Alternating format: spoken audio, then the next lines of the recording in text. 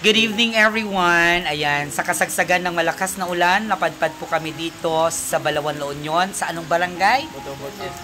Butubot Este. At nandito po tayo, syempre sa bahay nila. Magpakilala po tayo. Bahay po nila Dexter Jan Valdez po. Anong year? Second year turning ay Section? Section Foxtrot. Ayan, turning third year. At syempre, kasama ko rin po syempre si Sir Jun Ray Calibus, ang aking partner sa marketing department. At katabi nga po niya ang mga magulang ng ating mag-aaral. Ayan, good evening ma'am and sir. Ayan. Ayan, anim po silang magkakapatid at panglima itong ating estudyante. Ayan. So ayan na nga. Kamusta naman ang pag-aaral? Ilang taon ka na? 21 po. 21. One thing that I am really proud of our students sa Sigusa, talagang totoong nag-aaral sila. Diba? Dahil hindi nagkulang ang kanilang mga magulang sa pagpapayo at pahalagahan ng bawat oras at mga perang kanilang ginagastos. Kaya naman, I am very proud of our student because he's making and trying all his best para lang magkaroon ng maayos na grado. At syempre, ayan, turnover natin sa mga parents. Ma'am, kamusta naman po ang inyong anak bilang inyong anak? Ilang taon na po si ma'am? Si tatay?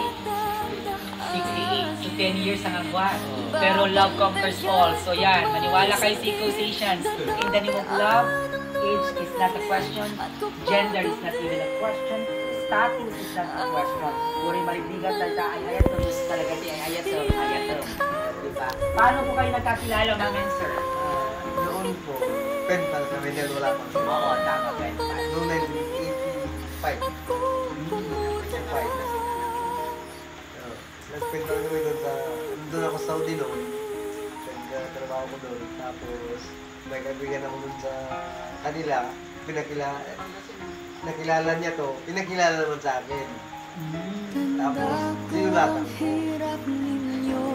Kaya, nung umuwi ako 1986, Si tatay pala ay isang OFW. dati, Laking abroad. Ayan. Ayan. At nagkaroon kayo na ilang anak ko? Pito. Ayan. Grabe. Dalawang babae. Yung ibang lalaki. Talaga naman kung hindi sila nagkulang. Totoo po yung sinasabi ng utos ng Diyos, go and multiply. Ayan. Ano yung mga ginagawa mo ng preparasyon sa susunod na antas ng pag-aaral? Kasi syempre papasok ka na sa third year.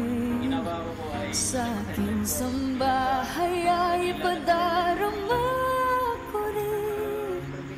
Walang katumbas niyong So nagme-mekaniko. Yung mga ibang estudyante ko ng SICUS at sobrang nakaka-proud ko sila nag-construction, ngayong bakasyon. Yung iba naman nandyan sa palayan. Diba? Yung iba nandun sa dagat. Diba? Apandang Datis, apandang diyan nga rin, kagagaling nga lang sa bukid kanina. kapag ka naging talo naman.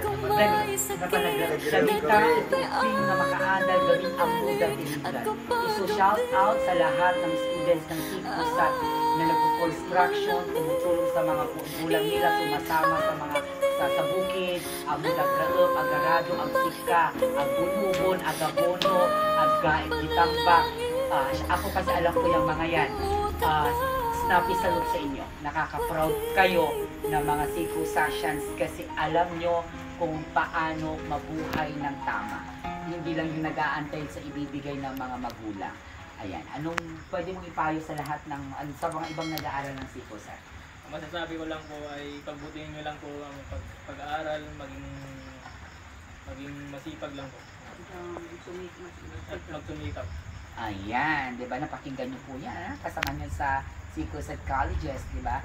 Second year BS Criminology, Section Foxtrot, soon to be third year sa susunod na pasukan. Ayan. At syempre, nagpapasalamat din naman ako sa magulang. Ano pong may papayo niyo sa inyong anak? Pagbutihin niya pag-aaral niya para makatapos siya. Umiwas sa mga barkada, Mga bad influence. Yan. Ayan. Sana naman message mo sa iyong mga magulang.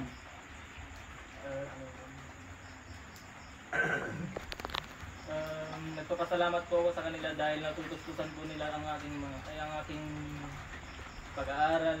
Naibibigay po nila ang aking pangangailangan sa pag-aaral ko. Ayan. Very good. So, dyan po nagtatapos ang aking maikling vlog sa ating mag-aaral sa pagbibisita po natin. Antayin nyo ako sa inyong mga tahanan kasi surprise na dadalawin po kayo ng nag-iisang Doc Yari Andaya na laging nagsasabing Yari, ito managaling ng quality, basta Yari, quality. Bye-bye!